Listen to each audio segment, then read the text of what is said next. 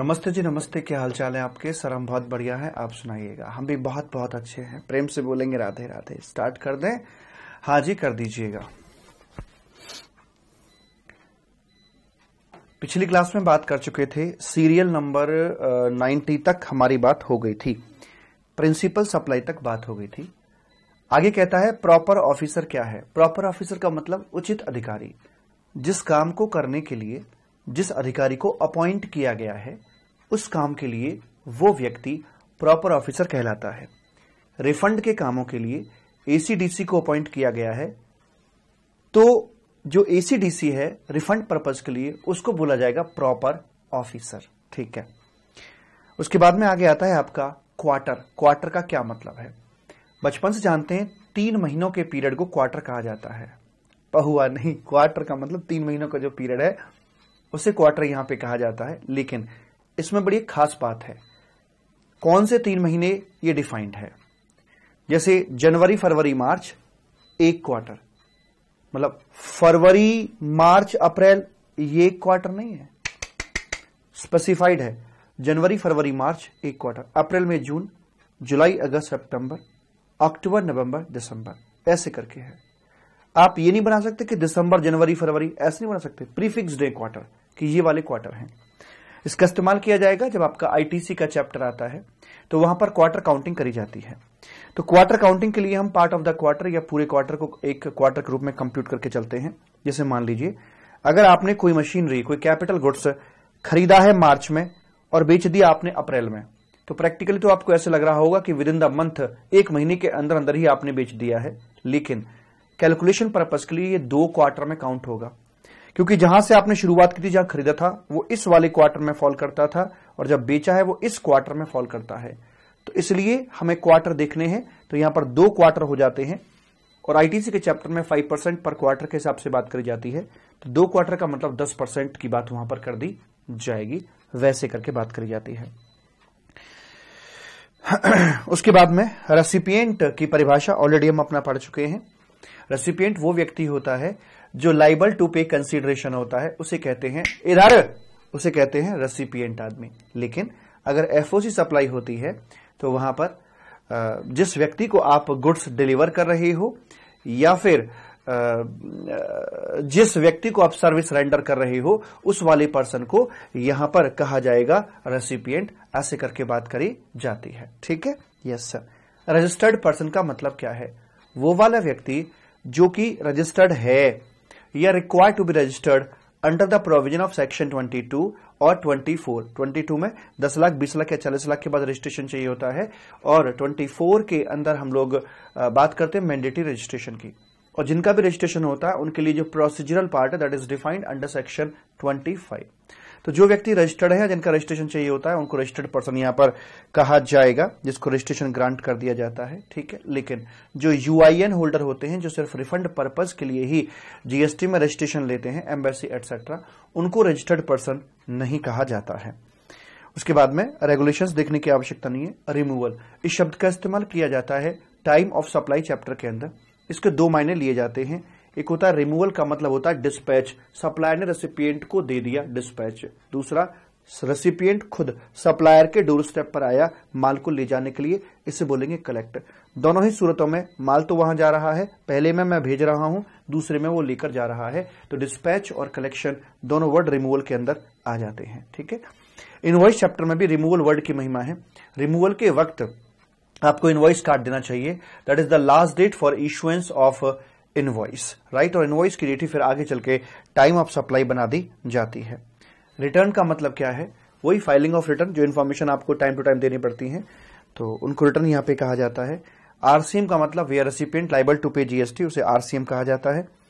Revisional authority क्या है? जो अपीलेट अथॉरिटी के बराबर में बैठी होती है, रिविजनल अथॉरिटी, डिपार्टमेंटल अपील को सुनने के लिए, उसे कहते हैं रिविजनल अथॉरिटी। सेक्शन 108 में इसका जिक्र किया जाता है।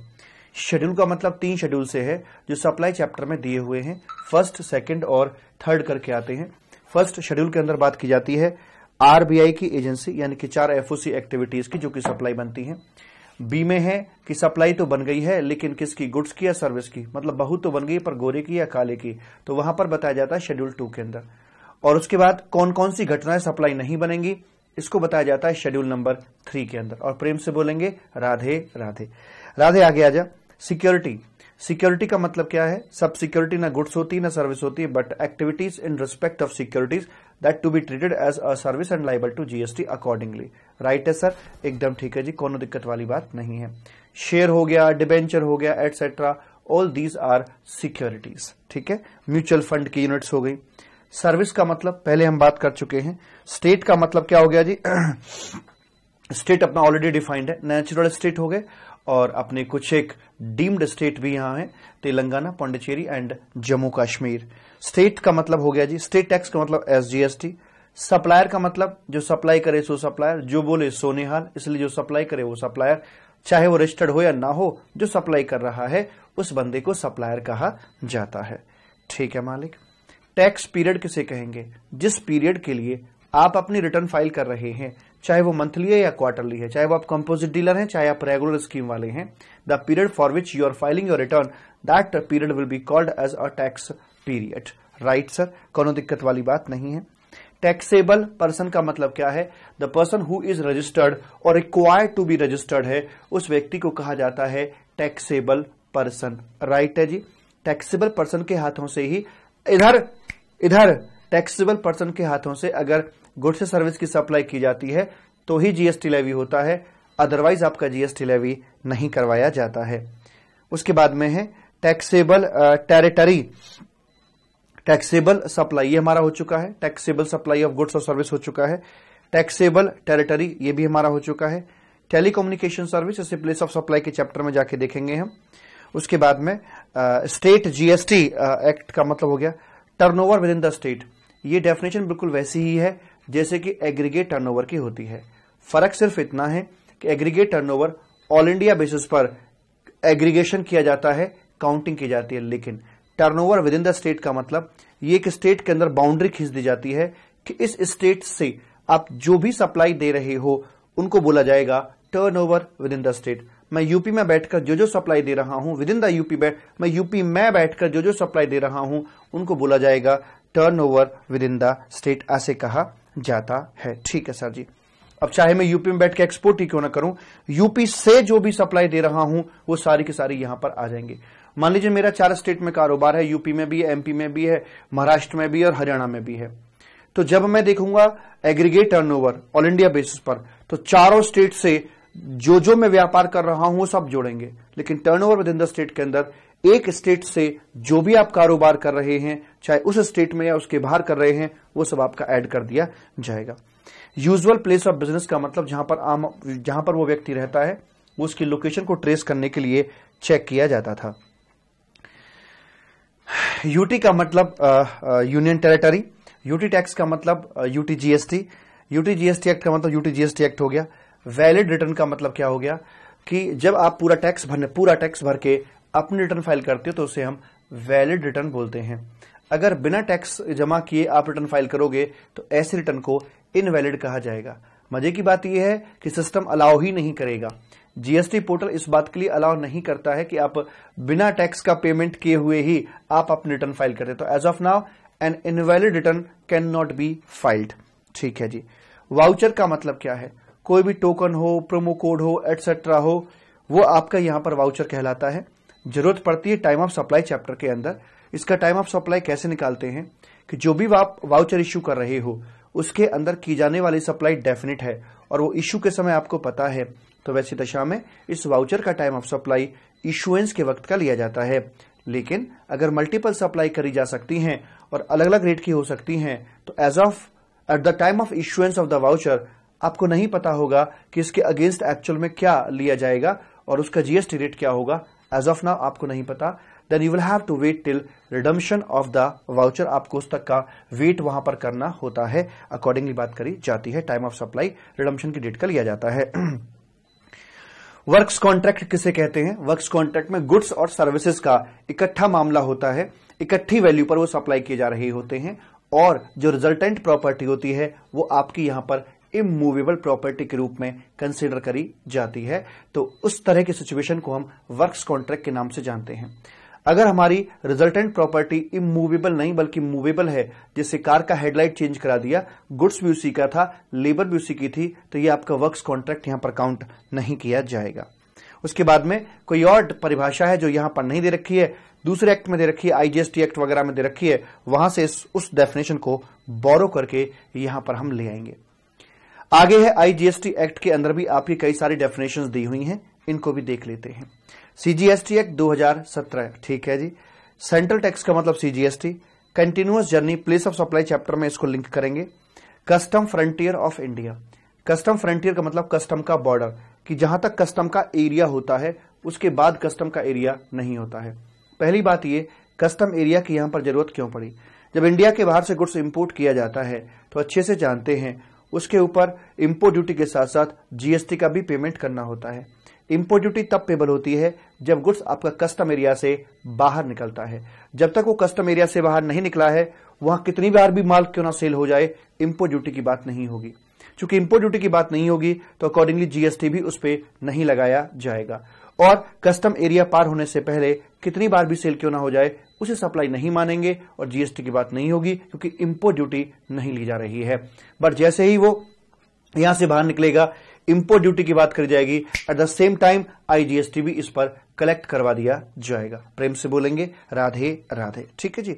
तो कस्टम एरिया का मतलब क्या होता है? वो कस्टम का port, airport, land custom station, dry port, air freight terminal और आपके ये international courier terminals etcetera, warehouse, bonded warehouse, dock area, ये सारा का सारा आपका जहां पर कस्टम्स का कंट्रोल चलता है, उस एरिया को हम कस्टम एरिया के नाम से जानते हैं। राइट है सर, एकदम ठीक है जी। आगे आ जाइए, आगे बोलते हैं export of goods. Export of goods के लिए बस इतना देखना है कि क्या गुड्स इंडिया की सीमा से इंडिया के बाहर चला गया, क्या टीडब्ल्यूआई को पार कर गया? अगर हां तो उसे एक्सपोर्ट ऑफ गुड्स कह दिया जाएगा।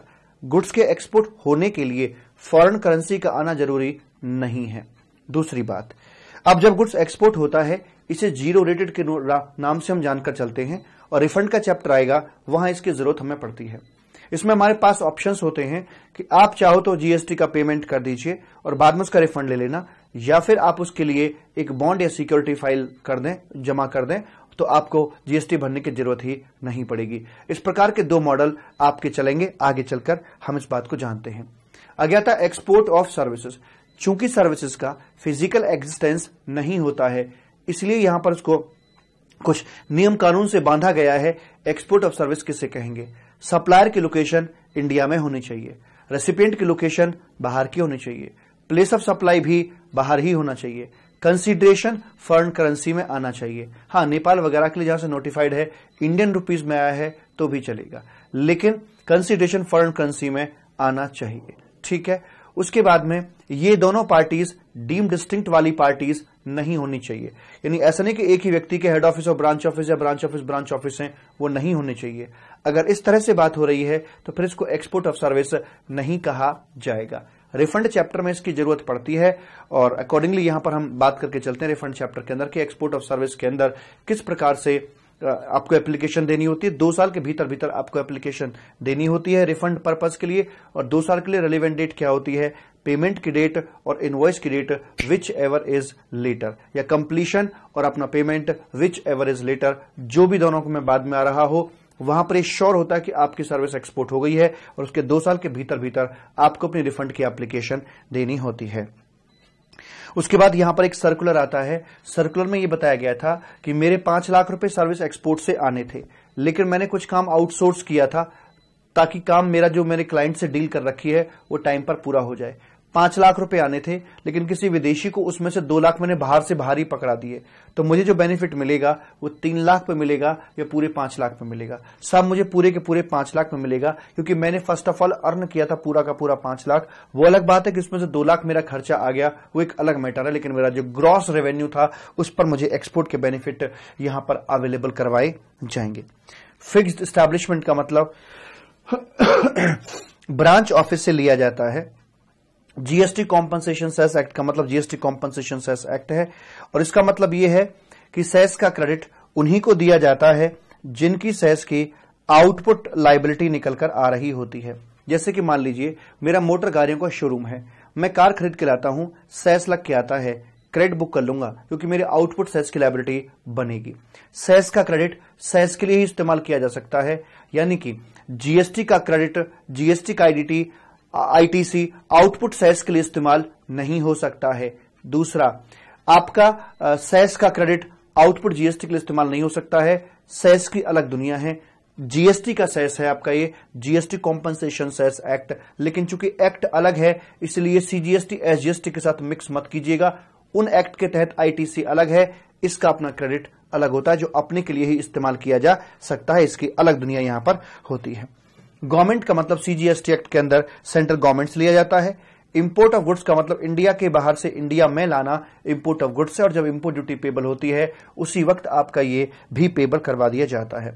इंपोर्ट ऑफ सर्विस का मतलब क्या है? सर्विस देने वाला बाहर का हो, लेने वाला इंडिया का हो, प्लेस ऑफ सप्लाई भी इंडिया हो। ऐसे करके अगर बातें पूरी होती हैं, यहां पर फॉरेन करेंसी वगैरह का कोई चक्कर नहीं है, ना ही डीम डिस्टिंक्ट जैसी बात है। बस इतने पर ही सर्विस को इंपोर्ट मान लिया जाएगा, और इंपोर्ट मानने पर रिवर्स चार्ज के अंदर जीएसटी का पेमेंट करवा दिया जाता है। आगे चल के पढ़ेंगे, अगर सर्विस इंपोर्ट की जा रही है फॉर ए कंसीडरेशन, तो फिर चाहे बिजनेस पर्पज के लिए हो या पर्सनल पर्पज के लिए हो, ऑलवेज उसे सप्लाई माना जाता है। और जीएसटी लगेगा, लेकिन 5वें गेट पर जाकर जब एग्जम्पशन की बात होती है तो सप्लाई तो बन गई थी चाहे बिजनेस पर्पज या पर्सनल पर्पज, लेकिन आगे चल के लिखा मिलेगा कि अगर एक इंडिविजुअल पर्सनल पर्पज के लिए सर्विस इंपोर्ट कर रहा है तो उसे एग्जेम्प्ट कर दिया जाता है। इंपोर्ट ऑफ सर्विस को लेकर शेड्यूल 1 के अंदर भी सप्लाई वाले बॉक्स में बातें देखने को मिलती हैं। उसमें लिखा है कि अगर आपने किसी रिलेटेड पार्टी से ली हुई है अपनी सर्विस, एफओसी ली है और बिजनेस पर्पज के लिए ली है तो सप्लाई बनेगी। अगर पर्सनल पर्पज के लिए है तो आपकी सप्लाई नहीं मानी जाएगी। वैसे करके इसकी तमाम प्रकार की बातें निकल के आती हैं।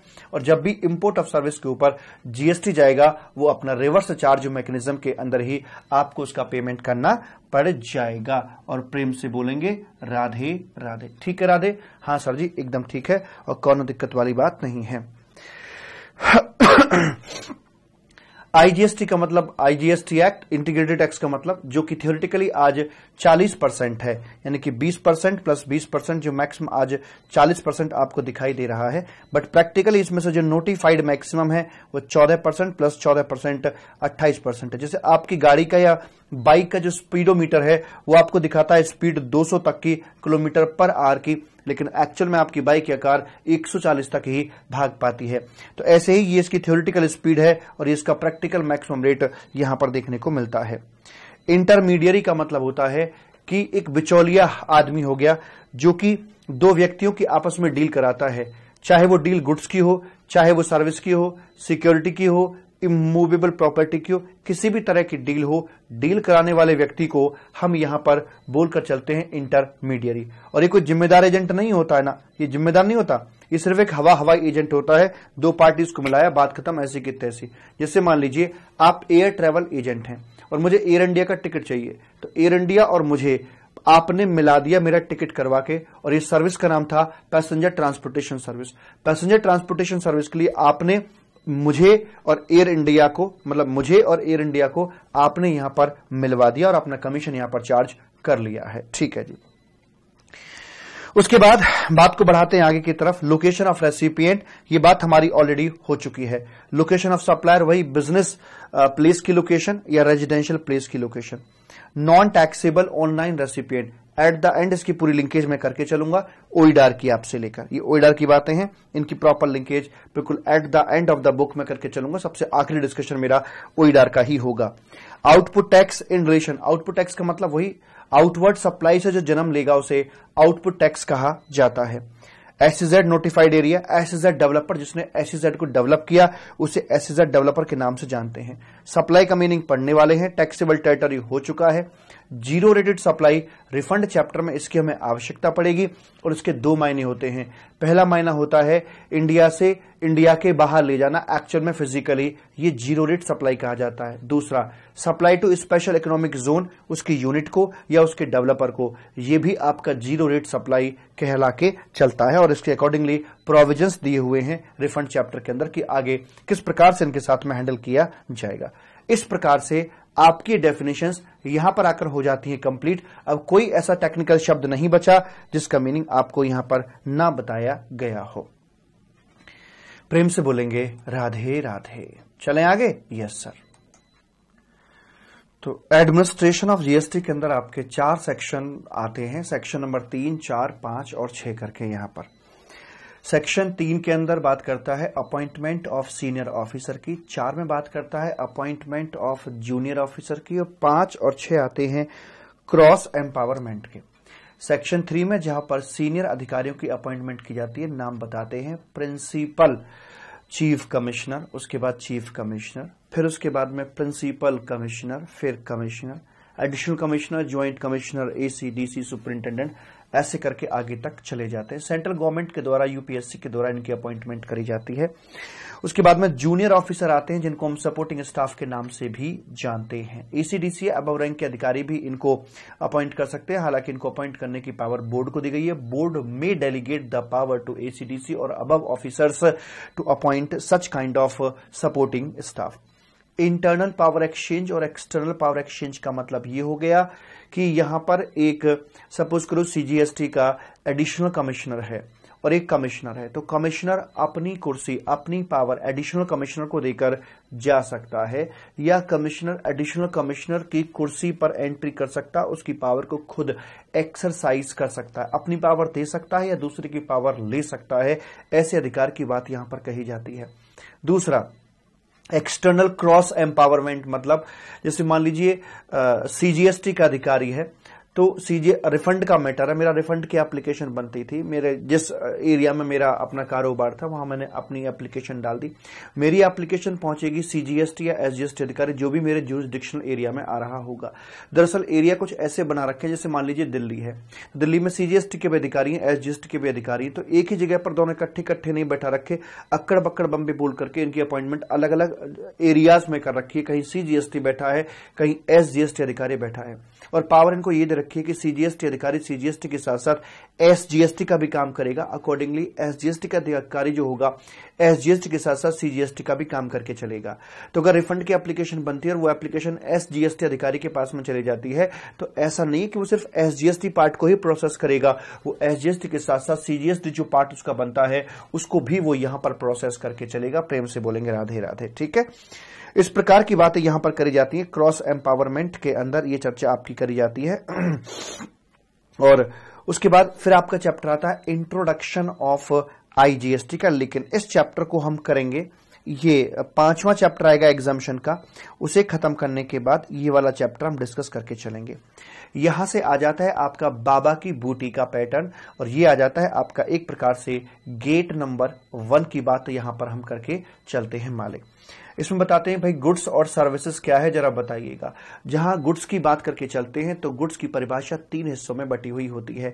नंबर 1, इधर भाई साहब इधर बात कर रहा हूं मैं आपसे, नंबर 1 की जब बात करते हैं तो वहां लिखा होता है कि साहेब एनी काइंड ऑफ मूवेबल जो प्रॉपर्टी होगी उसे यहां पर गुड्स कहा जाएगा। मूवेबल का मतलब होता है एक जगह से दूसरी जगह पर जिसे मूव कराया जा सकता हो, और वो भी प्यार से मूव कराया जा सकता हो, उसके लिए कोई किसी प्रकार का अंग भंग ना करना पड़े, तो उसको यहां पर कहा जाता है movable. Is it okay? Yes sir, कोनो दिक्कत वाली बात नहीं है सर जी।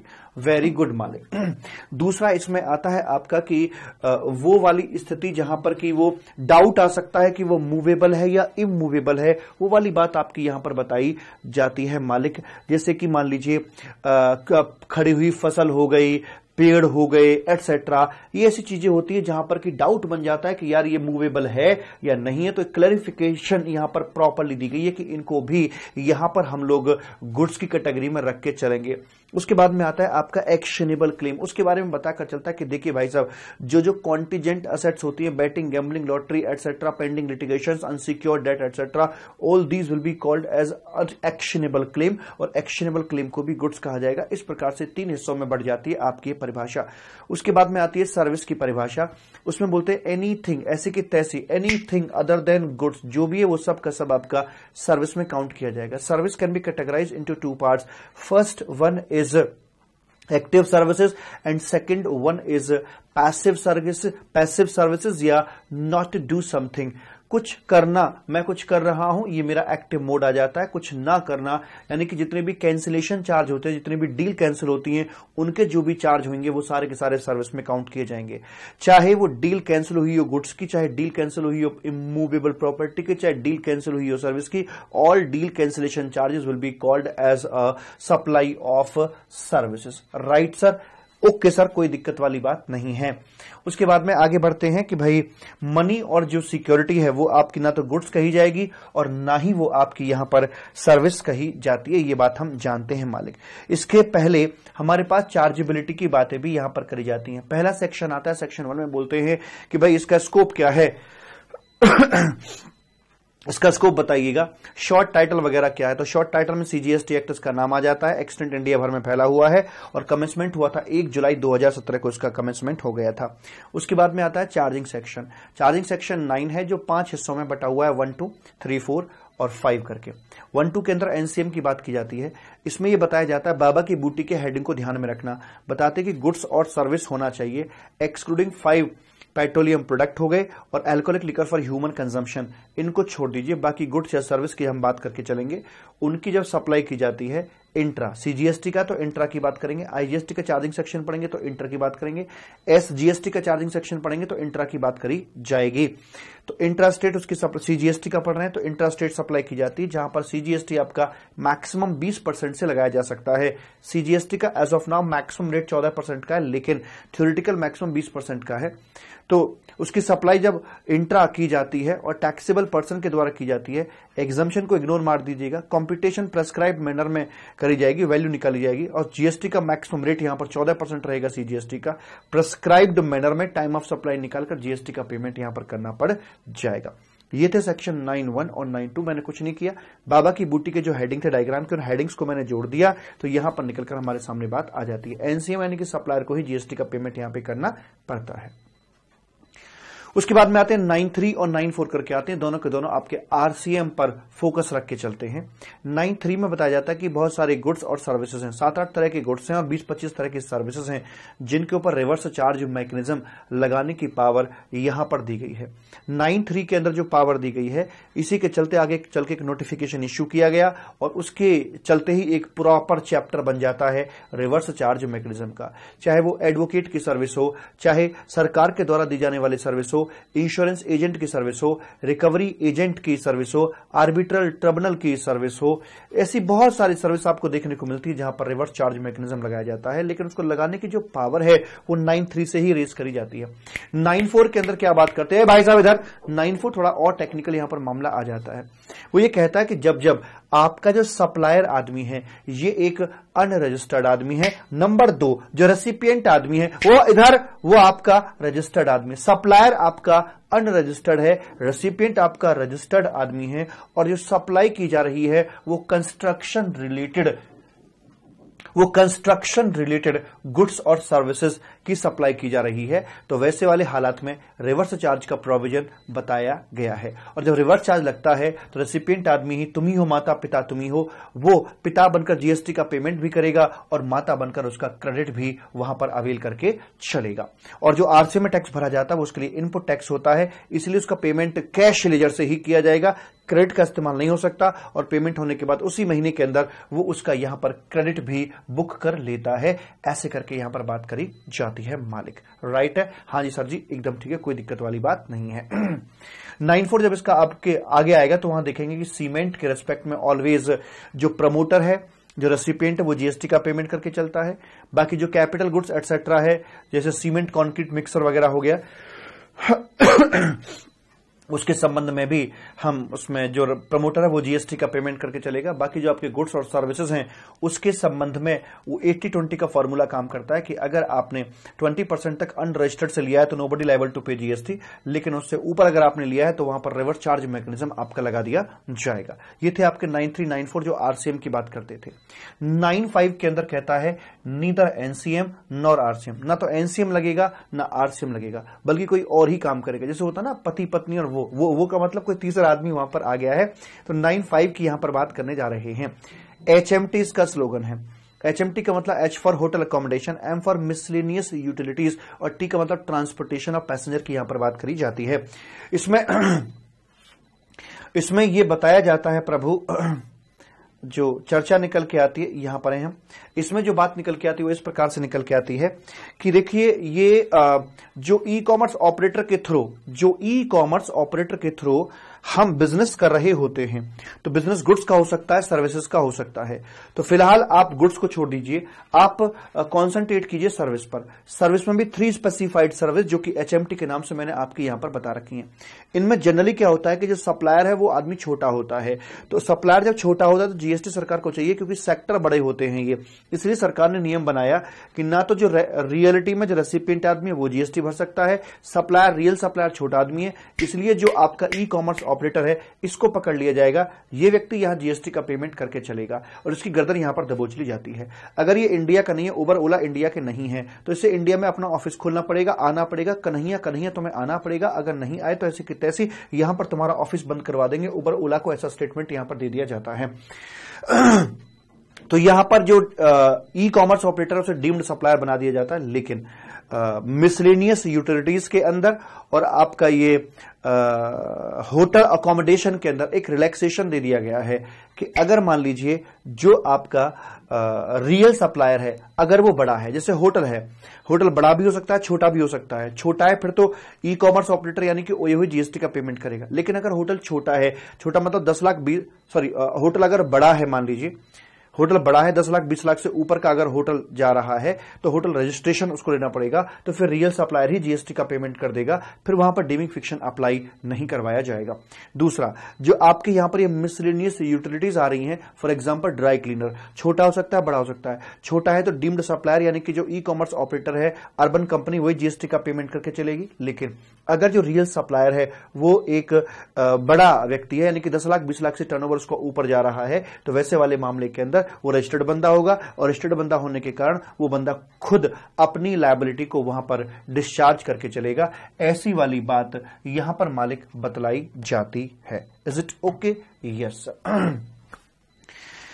यहां तक हमारी बात हो जाती है साहिब। एंड उसके बाद आगे क्या बोलते हैं, सुनो जरा। तो ध्यान दीजिए, ये जो रिलैक्सेशन डाला गया है, रिलैक्सेशन इसमें और इसमें है। ट्रांसपोर्टेशन और पैसेंजर वाले केस के अंदर तो ऑलवेज जो उबर या ओला है वही GST का यहां पेमेंट करके चलेगा। उसके बाद में चर्चा को बढ़ाते हैं आगे की तरफ कि ये तो चार्जिंग सेक्शन था आपका CGST एक्ट के अंदर।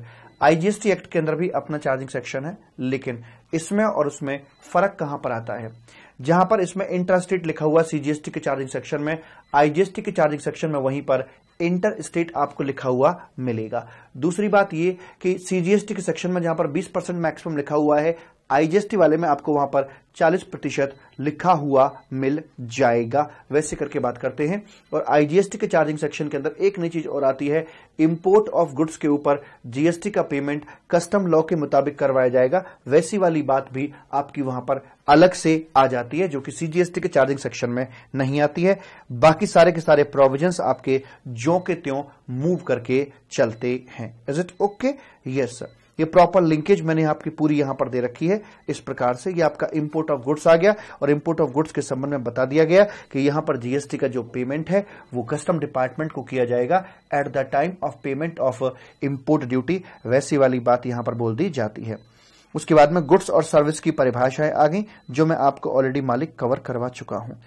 उसके बाद में हमारा यहां पर आ जाता है साहिब सप्लाई का चैप्टर, यहां पर मालिक आ जाता है। सप्लाई चैप्टर के अंदर हमारे पास एक शानदार सा डायग्राम यहां निकल कर आता है, जिसकी चर्चा हम आपसे यहां पर करके चलते हैं। इसमें क्या बताया जाता है, देखिए सप्लाई का जो डिस्कशन वो बेसिकली 4 हिस्सों में बटा हुआ है। पहले हिस्से के अंदर बात आता है कि क्या सप्लाई बनेगी, दैट्स इट। तो उसमें भी 2 बातें होती हैं, एक होती है विद कंसीडरेशन, एक होती है विदाउट कंसीडरेशन। वैसे करके यहां पर बात करी जाती है। विद कंसीडरेशन के अंदर ABC टेस्ट पास करना होता है, एक एक्टिविटी होनी चाहिए बिजनेस के दौरान या बिजनेस संबंधी, वो आपकी यहां पर होनी चाहिए। वैसी वाली बात यहां पर बोली जाती है। और बिजनेस ड्यूरिंग द बिजनेस या फर्दरेंस ऑफ बिजनेस वो आपकी होनी चाहिए। और C का मतलब है कंसीडरेशन भी होना चाहिए। एक्टिविटी के अंदर सेल हो, एक्सचेंज हो, बार्टर हो, लीज हो, लाइसेंसिंग हो, कुछ भी हो, ऐसी की तैसी क्यों ना हो, अगर ABC टेस्ट पास हो जाता है तो उसे हम यहां पर बोलकर चलते हैं कि घटना आपकी सप्लाई बना दी गई है।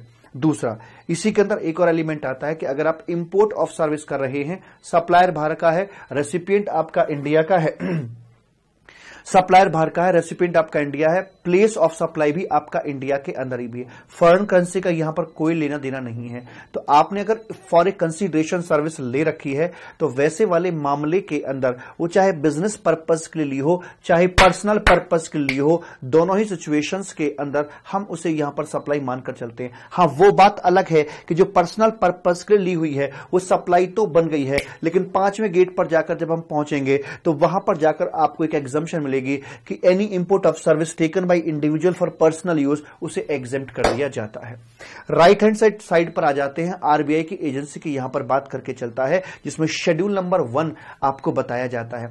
उसके अंदर बताते हैं सबसे पहले, सप्लाई ऑफ गुड्स या सर्विसेज डीम्ड डिस्टिंक्ट पर्संस के बीच में हो रहा हो या रिलेटेड पार्टी के बीच में हो रहा हो, भले ही एफओसी क्यों ना हो, उसके बावजूद भी वहां पर जीएसटी लगाया जाएगा। डीम्ड डिस्टिंक्ट किसे कहते हैं? अगर मेरे ही 2 प्रीमिसेस हैं और दोनों के बीच में बॉर्डर आ जाता है, यानी एक है इंडिया में और दूसरा मेरा अमेरिका में है, तो कंट्री का बॉर्डर आ गया, दोनों डीम्ड डिस्ट्रिक्ट कहे जाएंगे।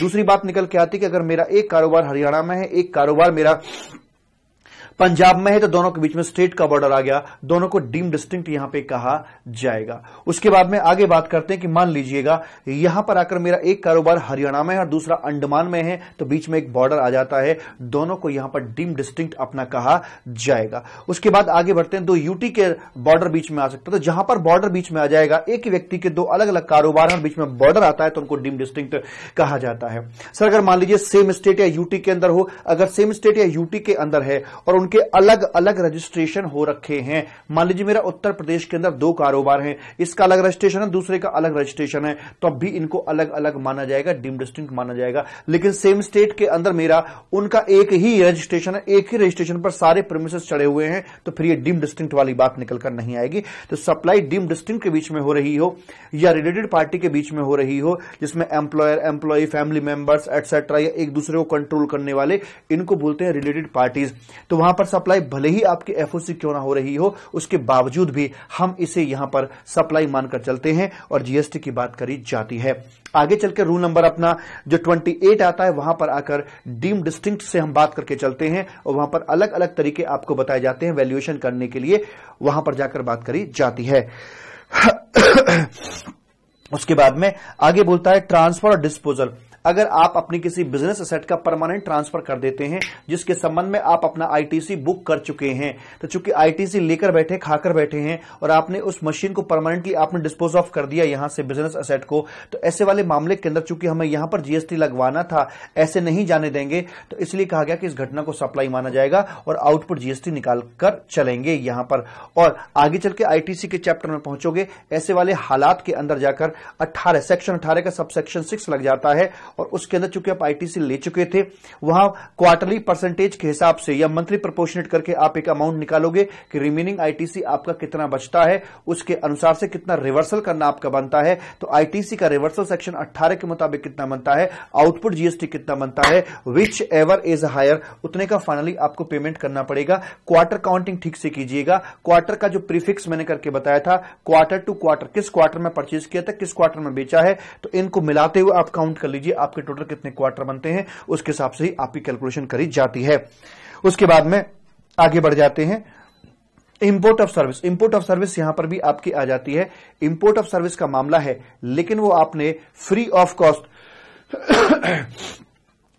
कॉस्ट सर्विस आपने इंपोर्ट करी है, किसी रिलेटेड से कर रखी है और रेसिपिएंट आदमी यहां पर इंडिया के अंदर है, चाहे वो टैक्सेबल पर्सन है या नहीं भी है, फर्क नहीं पड़ता, लेकिन बिजनेस पर्पस के लिए आपने यहां पर उसे इंपोर्ट किया है, तो निश्चित तौर पर इसे सप्लाई बनाया जाएगा और रिवर्स चार्ज के अंदर यहां रेसिपिएंट आदमी को जीएसटी का पेमेंट करना पड़ जाएगा। वैसे करके यहां पर बोला जाता है मालिक।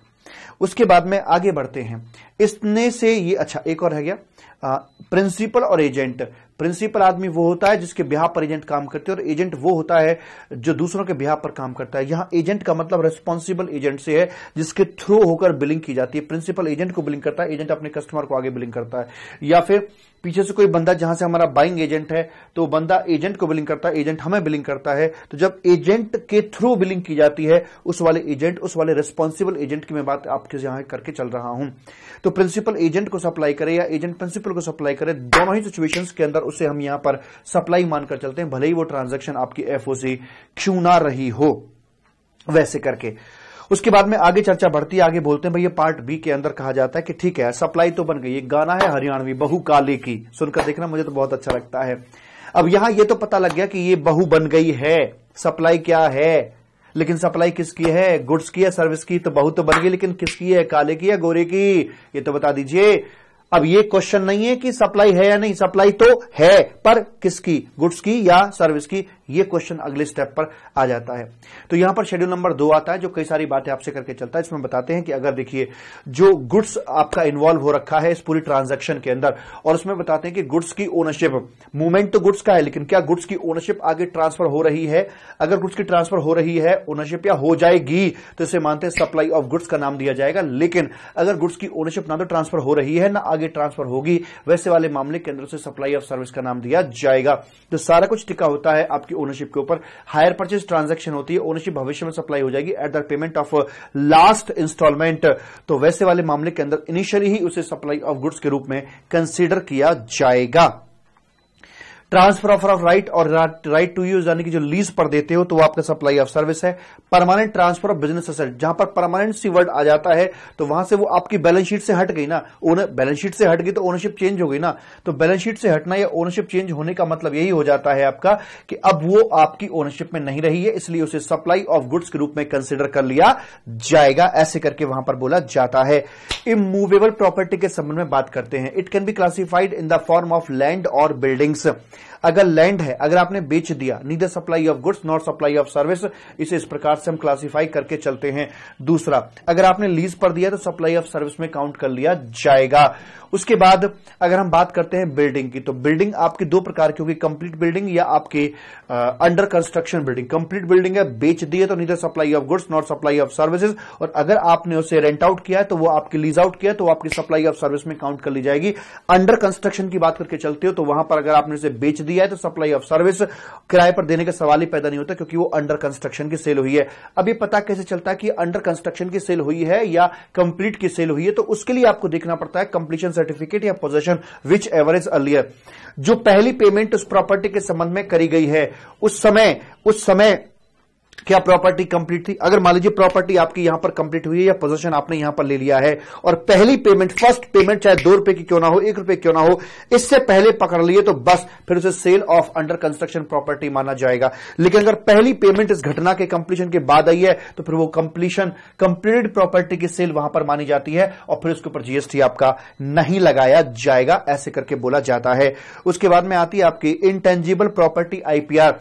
अगर जो इंटेंजिबल प्रॉपर्टीज होती है, पेटेंट, कॉपीराइट एक्सेट्रा, आपके जो मालिक होते हैं, इनके संबंध में यह बताया जाता है कि अगर आपने इनका टेम्परेरी ट्रांसफर किया तो सप्लाई ऑफ सर्विस में काउंट किया जाता है, और अगर मान लीजिए आपने इसे परमानेंट ट्रांसफर कर दिया है तो वैसे वाले मामले के अंदर से बोला जाता है कि भाई ये आपका सप्लाई ऑफ गुड्स के अंदर क्लासिफाई कर दिया जाएगा। सेम सिचुएशन आपके सॉफ्टवेयर के संबंध में आती है। सॉफ्टवेयर जो होता है, अगर आपका कस्टमाइज्ड सॉफ्टवेयर तो सप्लाई ऑफ सर्विस में आएगा, और अगर आपका रेडीमेड सॉफ्टवेयर होता है तो वैसे वाले मामले के अंदर उसका टेम्परेरी ट्रांसफर तो सप्लाई ऑफ सर्विस में आएगा, और अगर आपका परमानेंट ट्रांसफर कर दिया गया है तो सप्लाई ऑफ गुड्स के अंदर उसे क्लासिफाई कर दिया जाएगा। वर्क्स कॉन्ट्रैक्ट, गुड्स और सर्विस दोनों इन्वॉल्व होते हैं, उसे एक सर्विस कहा जाता है। जॉब वर्कर अपने यहां जाकर कुछ रंग भी मिलाता है, मान लीजिए रंग रेजा है, अपनी मेहनत भी करता है, गुड्स भी मिलाता है, तो वैसे वाले मामले के अंदर उसे भी हम सप्लाई ऑफ सर्विस के रूप में जानकर चलते हैं। Catering, restaurant etcetera, negative activities, ये सभी के सभी आपके सप्लाई ऑफ सर्विस के अंदर ही काउंट किए जाते हैं। एम्प्लॉय के संबंध में एक छोटी सी बात बताई जाती है कि अगर एम्प्लॉय को जो गिफ्ट आप दे रहे हो 50,000 पर एम्प्लॉय पर फाइनेंशियल ईयर, ओ भाई साहब इधर, पर एम्प्लॉय पर फाइनेंशियल ईयर 50,000 तक का है, कोई जीएसटी की बात नहीं की जाएगी। लेकिन अगर पर एम्प्लॉय पर फाइनेंशियल ईयर, पर 2 बार है, पर एम्प्लॉय पर फाइनेंशियल ईयर 50,000 से ऊपर चला जाता है, 51,000 हो जाता तो पूरा का पूरा 51,000 जीएसटी के दायरे में आपका आ जाएगा। करस्पॉन्डिंग आईटीसी भी आपको मिलने शुरू हो जाएंगे। उसके बाद में चर्चा और आगे बढ़ी। इसमें एक छोटा सा पॉइंट और बीच में आता है कि अगर मान लीजिए आपने चालू बिजनेस को बेच दिया है, अगर आपने चालू बिजनेस को बेच दिया तो जो बिजनेस को बेचा है वो तो एक सर्विस है और आगे चल के एग्जम्पशन में चली जाती है, लेकिन ऐसे वाले मामले के अंदर कोई deemed supply of business asset नहीं होगी, क्योंकि इसमें सिर्फ ओनरशिप चेंज हुई है बिजनेस की, और जो नया ओनर आया है, मान लीजिए पिता ने पुत्र के नाम पर बिजनेस कर दिया, तो जो स्टॉक है उसकी कोई डीम्ड सप्लाई नहीं मानी जाएगी, क्योंकि जब बेटा बेचेगा तो सरकार को उस पर जीएसटी ऑटोमेटिकली मिल जाएगा। लेकिन अगर आप दुकान बंद कर देते हो तो जो स्टॉक पड़ा हुआ था उस पर सरकार को जीएसटी नहीं मिलेगा, इसलिए सरकार उसको डीम्ड सप्लाई यहां पर मान लेती है, डीम्ड सप्लाई ऑफ गुड्स यहां पर मान लेती है, और अकॉर्डिंगली जीएसटी भी वहां पर आपका पेबल हो जाता है। अगले पार्ट में आता है, यहां पर आकर कहता है नो सप्लाई। इसमें बोलता है आपका नो सप्लाई। नो सप्लाई का मतलब हो गया जी new magic of WG liquor वाले, new magic of WG liquor वाले, ये आपका यहां पर आता है। सेक्शन 7 है, साथ में शेड्यूल 3 इसमें जुड़ता है, उसके मुताबिक सारी बात यहां निकलकर आती है। उसमें यह बताया जाता है न्यू मैजिक, एन का मतलब हो गया एंटिटी टू एंटिटी।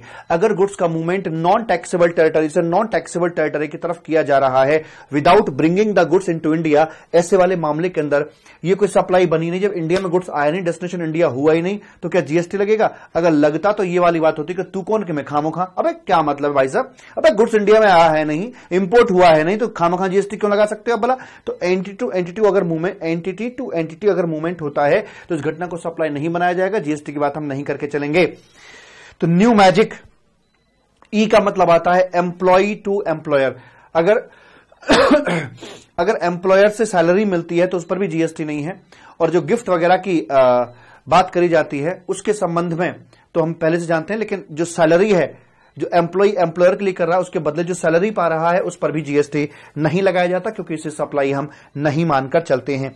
डब्ल्यू का मतलब है वेयर हाउस्ड गुड्स, कि इंडिया के बाहर से कोई गुड्स आ रहा था लेकिन कस्टम एरिया में छुड़ाने से पहले, चाहे वो वेयर हाउस में हो, चाहे वो पोर्ट में हो, चाहे वो पहले हो, अगर कस्टम एरिया में छुड़ाने से पहले बेच दिया जाता है तो इंपोर्ट ड्यूटी नहीं लगती, ना ही जीएसटी लगेगा। चूंकि जीएसटी लगाना नहीं है इसलिए कस्टम एरिया में बेचने से पहले जितनी बार भी सेल होगी उसे सप्लाई नहीं माना जाएगा, and no question of GST at all उसके ऊपर। न्यू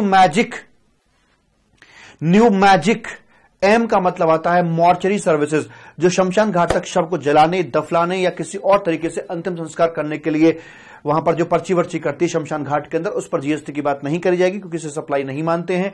मोरोवर वहां तक जो वाहन जा रहा है उस वाहन के ऊपर भी जीएसटी की चर्चा नहीं करी जाएगी, ऐसे करके।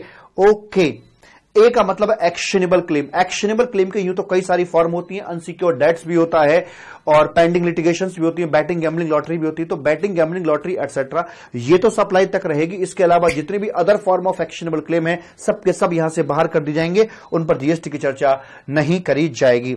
जी का मतलब है government people on the floor, जिसमें आपके प्रधानमंत्री जी, मंत्री जी, मुख्यमंत्री जी, गवर्नर जी, चेयरपर्सन हो गए गवर्नमेंट बॉडीज के, इन सब के द्वारा की जाने वाली एक्टिविटी को सप्लाई नहीं माना जाएगा। जहां तक सवाल है डायरेक्टर का, तो जो फुल टाइम डायरेक्टर होता है, होल टाइम डायरेक्टर होता है, उसको मिलने वाला रेम्युनरेशन तो सैलरी होता है, लेकिन जो पार्ट टाइम आपका डायरेक्टर होता है ना मालिक, तो पार्ट टाइम जो डायरेक्टर होता है अगर वो गवर्नमेंट बॉडी का है तो सप्लाई नहीं मानेंगे, अगर नॉन गवर्नमेंट बॉडी का है तो जीएसटी लगेगा, और वो भी रिवर्स चार्ज में लगेगा। कंपनी लाइबल टू पे जीएसटी ऑन दैट, ऐसे करके वहां पर बोला जाता है। ठीक है सर जी। न्यू मैजिक, आई का मतलब आ जाता है यहां पर आपका, आई का मतलब क्या है? न्यू मैजिक, आई का मतलब है इमूवेबल प्रॉपर्टी। अगर इमूवेबल प्रॉपर्टी है, लैंड है, बिल्डिंग है, बिल्डिंग का मतलब कंप्लीट बिल्डिंग से है, उसकी सेल की जाती है तो उसके ऊपर स्टैंप ड्यूटी का लोड आता है, ना कि जीएसटी का लोड आएगा, तो उस घटना को यहां पे सप्लाई नहीं माना जाता है। ऐसी वाली बात यहां पर आपको बतलाई जाती है साहब। उसके बाद में आगे बढ़िएगा, आगे क्या बोलता है? न्यू मैजिक, सी का मतलब हो गया कोर्ट कचहरी एटसेट्रा, हाई कोर्ट हो, सुप्रीम कोर्ट हो, डिस्ट्रिक्ट कोर्ट हो, आर्बिट्रल ट्रिब्यूनल हो, किसी या आपके कोई किसी प्रकार का ट्रिब्यूनल हो, जीएसटी अपलेट ट्रिब्यूनल हो, आईटीएटी हो, या फिर आर्म्ड फोर्स ट्रिब्यूनल हो, या कोई और ट्रिब्यूनल हो, उनके द्वारा की जाने वाली एक्टिविटीज को सप्लाई नहीं माना जाता है और उसके ऊपर जीएसटी की बात नहीं करी जाएगी। New magic of WG, WG का मतलब हो गया कि जो एक्टिविटीज आर्टिकल नंबर 243 WG के द्वारा बताई हुई हैं कि सरकार को ये काम करने हैं, तो वो वाली एक्टिविटीज के रिस्पेक्ट में भी, जैसे कि लैंड कंसोलिडेशन हो गया, लैंड को फर्टाइल बनाने की एक्टिविटीज हो गई, सैनिटाइजेशन का काम हो गया, इन तमाम एक्टिविटीज की that is performed by the government, उसके ऊपर जीएसटी की चर्चा नहीं करी जाएगी, ऐसे करके वहां पर बोल दिया जाता है। ठीक है साहब, कोई दिक्कत नहीं है। उसके बाद में फिर बात को और हमने आगे बढ़ाया, new magic of WG liquor वाले। लीकर का जो लाइसेंस मिलता है स्टेट गवर्नमेंट से, स्टेट गवर्नमेंट प्रोवाइड कराती है लीकर का लाइसेंस, तो लीकर जो शॉप चला रहा है उस बंदे का अपना तो कोई जीएसटी में रजिस्ट्रेशन नहीं होगा, क्योंकि शराब जीएसटी की दुनिया से बाहर है, लेकिन शराब का ठेका चलाने के लिए जो स्टेट गवर्नमेंट से उसे लाइसेंस लेना पड़ता है, उस लाइसेंस को क्या सप्लाई मानोगे? देखो, अगर यहां सप्लाई मान लेते जीएसटी लग जाता, तो चूंकि सप्लायर बनती स्टेट गवर्नमेंट, तो यहां रिवर्स चार्ज में बंदे को जीएसटी में रजिस्ट्रेशन लेना पड़ जाता, जिसका खुद की हरकतों की वजह से रजिस्ट्रेशन नहीं है, उसे आरसीएम में यहां पर रजिस्ट्रेशन लेना पड़ जाता मेरे बच्चा।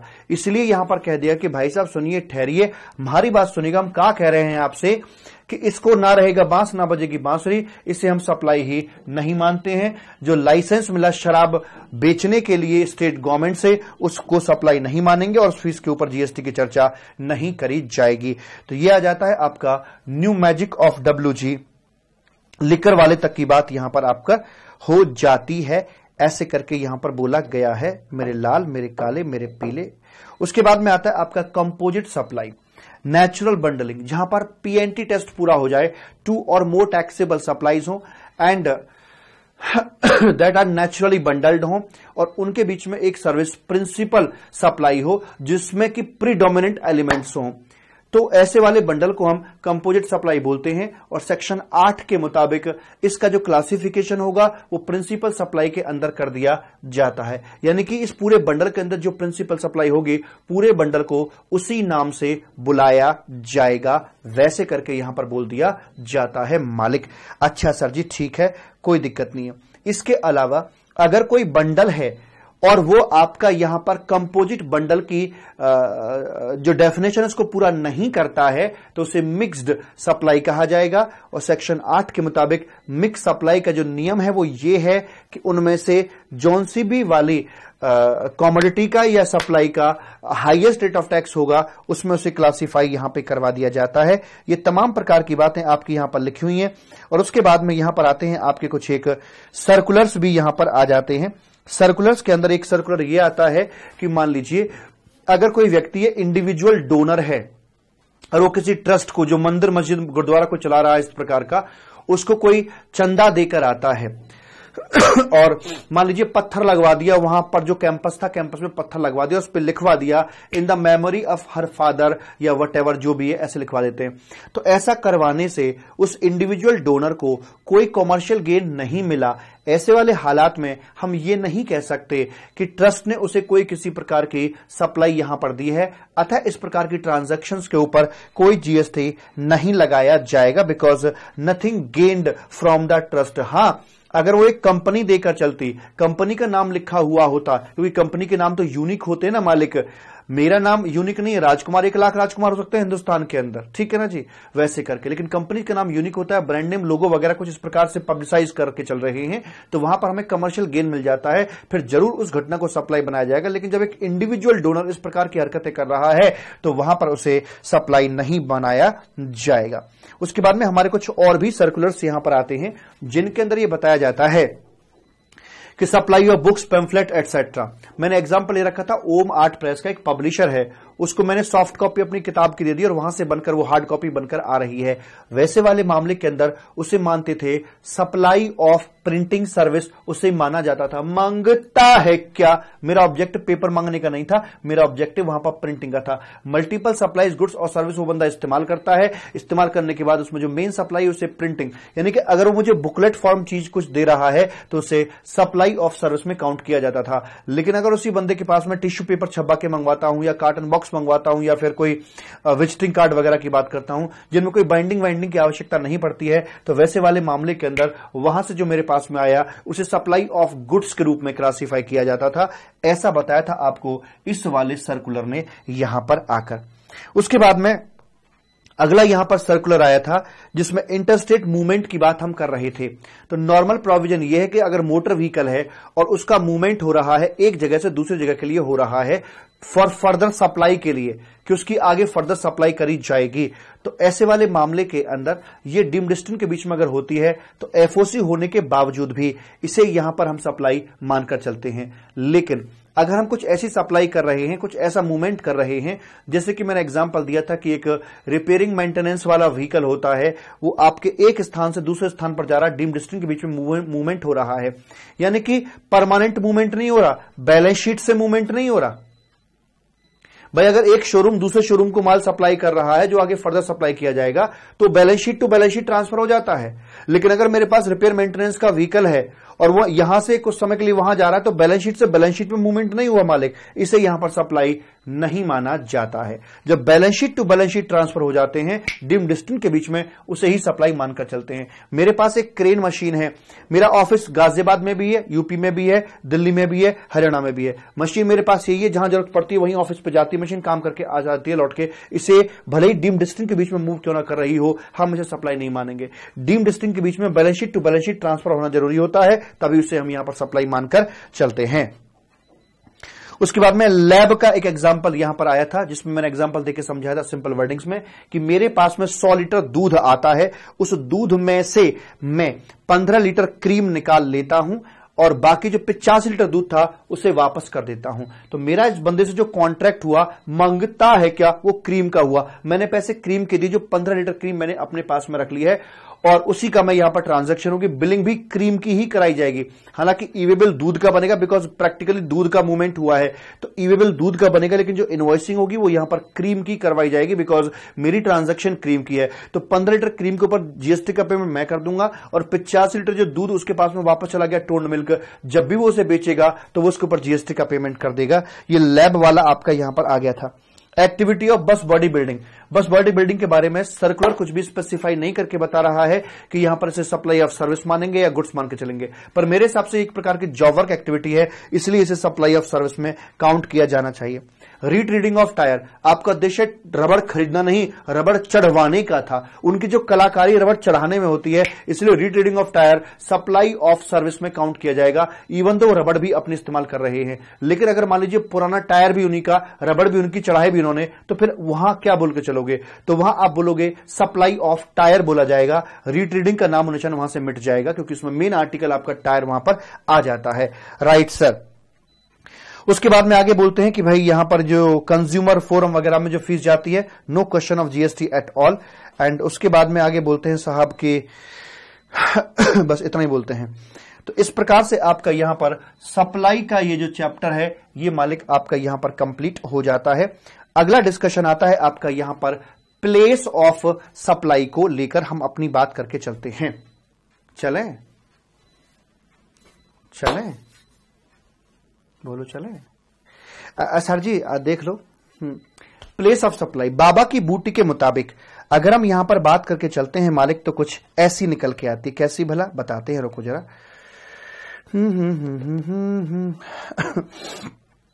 गुड्स या सर्विस की हम अपनी बात कर चुके हैं। उसके बाद में हमारी यहां पर जो बात हो रही है आपकी ये सप्लाई क्या बनेगी क्या नहीं बनेगी, उसकी बात हमारी प्रॉपर हो जाती है। उसके बाद चर्चा आती है आपकी इंट्रास्टेट या इंटरस्टेट, यहां पर ये चर्चा आपकी निकल कर आ जाती है। तो आइए इसकी भी शुरुआत हम कर ही देते हैं मेरे बच्चा, मेरे लाल, मेरे कबूतर। तो यहां पर जितने भी सेक्शंस आपको देखने के लिए मिलेंगे वो आपको आईजीएसटी एक्ट के सेक्शन देखने के लिए मिलेंगे।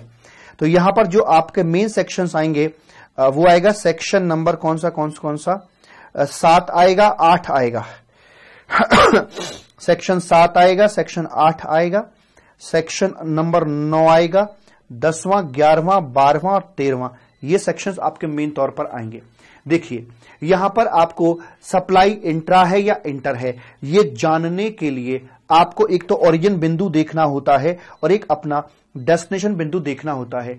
ओरिजिन बिंदु का मतलब होता है सप्लायर की लोकेशन। सप्लायर की लोकेशन सेक्शन 2 में डिफाइंड थी। उसका बिजनेस प्लेस अगर बिजनेस प्लेस ना दिख रहा हो तो रेजिडेंशियल प्लेस। बिजनेस प्लेस का मतलब होता है उसका हेड ऑफिस, ब्रांच ऑफिस या फिर विच इज मोर कनेक्टेड, वो आपका यहां पर आ जाता है। उसके बाद में जो डेस्टिनेशन है वो सेक्शन 10, 11, 12 से 13 से देखा जाएगा। 10, 11 गुड्स के लिए हैं, 12, 13 आपके सर्विस सेक्टर के लिए हैं। और अगर ये दोनों बिंदु मालिक, इन दोनों बिंदुओं के बीच में कोई बॉर्डर आ जाता है, चाहे वो बॉर्डर एक फिजिकल बॉर्डर हो, दो स्टेट का, दो कंट्री का, दो यूटी का, एक स्टेट और एक यूटी का फिजिकल बॉर्डर हो, या एसईजेड का बॉर्डर हो, वर्चुअल बॉर्डर हो, अगर बॉर्डर बीच में आ जाता है तो वैसे वाले मामले के अंदर हम ये बोलकर चलेंगे साहब कि घटना को इंटर स्टेट कहा जाएगा। और अगर इस प्रकार का कोई भी बॉर्डर बीच में नहीं आता है तो फिर आपकी उस घटना को इंट्रा स्टेट ही यहां पर कहा जाएगा। तो बॉर्डर आया तो इंटरस्टेट, ऐसा बताया सेक्शन 7 ऑफ आईजीएसटी एक्ट ने। और अगर मान लीजिए बॉर्डर बीच में नहीं आया तो इंट्रास्टेट। एसईजेड का मामला हुआ तो ऑलवेज हम उसे इंटरस्टेट का नाम देकर चलेंगे साहिब। टूरिस्ट की अगर बात करके चलें, बाहर का व्यक्ति है, चांदनी चौक दिल्ली से माल खरीदा, लेकर बाहर जा रहा है, ऐसे वाले बंदे को इंडियन एयरपोर्ट से जीएसटी का रिफंड मिलता है साहब। इस बंदे को जीएसटी का यहां से रिफंड मिलता है। ठीक है जी, ओके सर जी, कोई दिक्कत वाली बात नहीं है। इसको रिफंड मिलता है तो इसको की जाने वाली घटना को ऐसे ट्रीट करते हैं जैसे कि माल को लेकर विदेश में जा रहा है, इसको एक्सपोर्ट की तरह यहां पर ट्रीट किया जाता है। और अकॉर्डिंगली बंदे की इस ट्रांजैक्शन को आईजीएसटी के एंगल से देखा जाता है, इंटरस्टेट इसको माना जाता है। जहां तक सवाल है टीडब्ल्यूआई का, तो टीडब्ल्यूआई किसी स्टेट या यूटी का हिस्सा नहीं होती है, लेकिन उसका ओरिजिन और जो डेस्टिनेशन जो भी आपको निकालना है वो नियरेस्ट यूटी या स्टेट के हिसाब से देखकर चलेंगे कि जो आज जिस पॉइंट पर आपका ओरिजिनल डेस्टिनेशन आपको चेक करना है, ये देखिए वहां से कौन सा स्टेट या यूटी नजदीक पड़ रही है डिस्टेंस वाइज, तो जो भी नजदीक पड़ रहा होगा उसी के अंदर उस टीडब्ल्यूआई को हम क्लासिफाई करके चलते हैं। वैसी वाली बात आपको यहां देखने के लिए मिलती है। उसके बाद में आपके रह जाते हैं सेक्शन ये वाले, डेस्टिनेशन ऑफ सप्लाई यानी कंजम्पशन प्लेस आपको देखना होता है। सेक्शन 10 लगता है जब आप गुड्स की बात कर रहे हैं डोमेस्टिकली, गुड्स के इंपोर्ट एक्सपोर्ट की बात करी जाएगी तो सेक्शन नंबर आपका 11 लग जाता है। सेक्शन नंबर 12 तब लगेगा सर्विस सेक्टर में जब both the parties located in India है तो सेक्शन 12 लगेगा। और अगर एनी ऑफ द पार्टी या both the parties located outside India हो तो आपका सेक्शन नंबर 13 यहां पे लगवा दिया जाएगा। सेक्शन नंबर 10 के अंदर क्या बोलता है मालिक कि अगर मान लीजिए गुड्स का मूवमेंट हो रहा है तो जहां भी उसकी डिलीवरी की जा रही है, जहां डिलीवरी टर्मिनेट हो रही है, जहां तक माल पहुंच रहा है वहां पर उसका कंजम्पशन प्लेस मान लिया जाएगा। Bill to ship to model के मुताबिक वो होता क्या है कि माल यहां से चलता है, बेचा तो इसको गया था लेकिन भेज किसी और को दिया गया, तो जिसके नाम पर बिलिंग करी गई है उसी के प्लेस पर डीम्ड टू बी सप्लाइड मान लिया जाता है और वही उसका कंजम्पशन प्लेस माना जाता है जिसके नाम पर बिलिंग आपने करी है। इस बीच वाले बंदे को ही सप्लाई मान लिया जाएगा। अगर ये बंदा पंजाब का है, ये भी पंजाब का, लेकिन एक्चुअल माल हरियाणा जा रहा है तो ये bill to ship to model होता है, तो इसमें गुड्स का जो डेस्टिनेशन है वो पंजाब माना जाएगा और सप्लाई को इंट्रा स्टेट यहां पर ट्रीट किया जाएगा। उसके बाद में आता है कि अगर कोई किसी प्रकार का मूवमेंट गुड्स का नहीं हो रहा है तो वैसे स्थिति के अंदर जैसे सेल एंड लीज बैक का मैटर हो जाता है, तो गुड्स का मूवमेंट तो हुआ ही नहीं तो गुड्स जहां है वहीं रहेगा। तो वैसे वाले मामले के अंदर जैसे ही आपने गुड्स डिलीवर किया, जहां पर आपने गुड्स डिलीवर किया वहीं पर उसका या ये कहूं कि जहां पर आपका गुड्स लोकेटेड था उसी जगह पर आपके उस गुड्स का कंजम्पशन प्लेस माना जाता है और इसकी इनवॉइसिंग भी जैसे आपने डिलीवर किया, हैंडओवर किया, उसी वक्त इसकी इनवॉइसिंग भी करी जाती है। ऐसा सेक्शन 31 इनवॉइसिंग के चैप्टर में देखने के लिए आपको मिलेगा। इन केस ऑफ असेंबली और इंस्टॉलेशन के मामले में ऑब्वियसली बात है यार, फिजिकली जाकर देख लीजिए, असेंबली या इंस्टॉलेशन किस प्लेस पर किया जा रहा है, जिस स्टेट में असेंबली या इंस्टॉलेशन किया जा रहा है वहीं उसका कंजम्पशन प्लेस मान लिया जाएगा। और ऑन बोर्ड जो सप्लाई की जाती है, मान लीजिए ट्रेन वगैरह में सप्लाई की जा रही हैं तो गुड्स की बात कर रहे हैं, सर्विस की बात नहीं कर रहे, तो जहां से माल चढ़ाया जाता है ट्रेन के अंदर या लेकर चढ़ा है सामान को वहीं पर उसे सप्लाई मान लिया जाता है। बिकॉज प्रैक्टिकली में नहीं पता होता है कि वो एक्चुअल में कहां पर बेचा गया। हवाई जहाज के अंदर आपको कई सारी चीजें बेच दी जाती हैं तो नहीं पता होता एक्चुअल में कि वो वेस्ट बंगाल में जब उड़ रहा था उस समय बेचा गया या जब आपका जहाज दिल्ली में उड़ रहा था तब बेचा गया। तो वैसे वाले मामले के अंदर जहां से ही वो गुड्स आपका हवाई जहाज में चढ़ाया जाता है, टेकन ऑन बोर्ड होता है, वहीं पर उसको सप्लाइड मान लिया जाता है। वैसी वाली बात यहां पर बोली जाती है। इंपोर्ट एक्सपोर्ट के संबंध में जब माल इंपोर्ट किया जाता है तो लोकेशन ऑफ इंपोर्टर, मान लीजिए दिल्ली का इंपोर्टर था, मुंबई में पहले गुड्स आता है, मुंबई से फिर दिल्ली पहुंचता, तो जहां का इंपोर्टर है इंपोर्टर की लोकेशन पर हम गुड्स का डेस्टिनेशन मान के चलते हैं और एक्सपोर्ट के मामले में इसका डेस्टिनेशन इंडिया के बाहर माना जाएगा। ये चीज तो आसान थी। अब आते हैं सेक्शन नंबर 12वां और 13वां यहां पे निकल के आता है। 12वां कब लगेगा? जब दोनों पार्टीज जब दोनों party supplier and recipient of service located in taxable territory, जबकि सेक्शन 13 तब लगाया जाएगा जब बोथ द पार्टीज और एनी ऑफ द पार्टी, जब दोनों इंडिया के बाहर हो या कोई एक पार्टी इंडिया के बाहर हो तो सेक्शन नंबर 13 आपका यहां पर लगाया जाता है। तो चलो आज के लिए इतना ही रख के चलते हैं, बाकी चर्चा हम अपनी अगली क्लास में करके चलेंगे। Thank you so much, wish you all the very best, bye, tata and love you my dear, bye bye.